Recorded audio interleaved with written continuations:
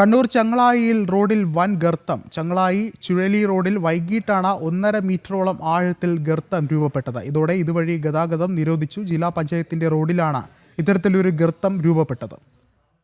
കൂടുതൽ വിവരങ്ങളുമായി മിഥുൻ പിള്ള ചേരുന്നുണ്ട്. മിഥുൻ, എപ്പോഴാണ് സംഭവം? നിലവിൽ എന്താണ് സാഹചര്യം?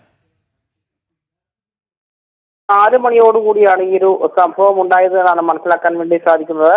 ചെങ്ങളായി ചുഴലി റോഡിലാണ് വൈകിട്ട് ഏതാണ്ട് 1.5 മീറ്ററോളം ആഴത്തുള്ള ഒരു വലിയ ഗർത്തം കണ്ടെത്തിയത്.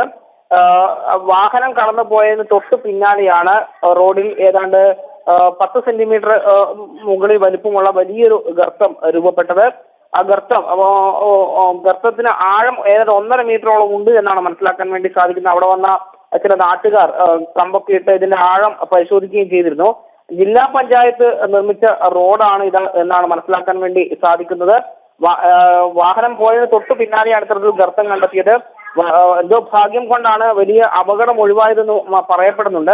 ഏതായാലും ഈ ഒരു പ്രദേശം വഴിയുള്ള ഗതാഗതം ഇപ്പോൾ നിരോധിച്ചിട്ടുണ്ട്. കാരണം ഇനിയും വാഹനങ്ങൾ പോയി കൂടുതൽ മർദ്ദം ഉണ്ടായിക്കഴിഞ്ഞാൽ റോഡിൽ വീണ്ടും കുഴിയുടെ വ്യാപ്തി വർദ്ധിക്കാനുള്ള സാധ്യതയുണ്ട്. ആ ഒരു സാഹചര്യം കണക്കിലെടുത്താണ് ഇതുവഴിയുള്ള ഗതാഗതം നിരോധിച്ചത്. വിഷ്ണു, ശരി, മിഥുനാണ് വിവരങ്ങൾ നൽകിയത്.